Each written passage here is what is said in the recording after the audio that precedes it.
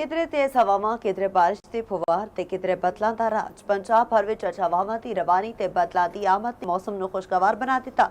मौसम दा होर हाल इस रिपोर्ट में। तेज हनेरी तेज बारिश ते किधरे ठंडियां हवावां ने माहौल नूं दिलकश बना दिता है। सुबह खुशगवार दोपहर दे विच बदल ते किथे किते बारिश। गर्मी तो सताए लोकां लई अज दा दिहाड़ किसी नियमत तो घट नहीं रहा, जबकि बदलां ते हवावां ने मौसम नूं बदल के रख दिता। गल करिए शहरी लाहौर दी ते लाहौर दी सवेर दी हनेरी तो बाद होने वाली बारिश ने लाहौर दे मौसम दे विच ताजगी भर दित्ती है। मूसलाधार बारिश ने लाहौर वालियां नूं गर्मी तो वक्ती राहत दे दित्ती। महकमा मौसमियात वाले दस रहे ने कि अज भी पंजाब दे ज्यादातर इजलां दे विच मौसम गर्म ते खुश्क रहन दे नाल कुछ इजलां दे विच हनेरी ते गर्द आलूद हवावां चलन दा इम्कान है। पंजाब दे पहाड़ी मकामात मरी गलियात ते आले दुआले दे इलाकिਆਂ ਦੇ ਵਿੱਚ शदीद तेज हवावां ते गरज चमक नाल बारिश दा इम्कान है। इस दौरान कुछ मकामात उत्ते यालाबारी भी हो सकती है। रावलपिंडी जेलम चकवाल गुजरावाला डिवीजन लाहौर शेखपुरा कसूर साहिवाल ओकाड़ा फैसलाबाद झंग बहावलपुर गुजरात लिया भक्कर डीजी खान मुल्तान ते रहीमिया हान दे विच शदीद तेज हवावां ते गरज चमक दे नाल बारिश दा इम्कान है। वक्त बाद दर्जा हरारत बहावलपुर 42 साहिवाल 42 डेरा गाजी खान 40 मुल्तान 40 फैसलाबाद 39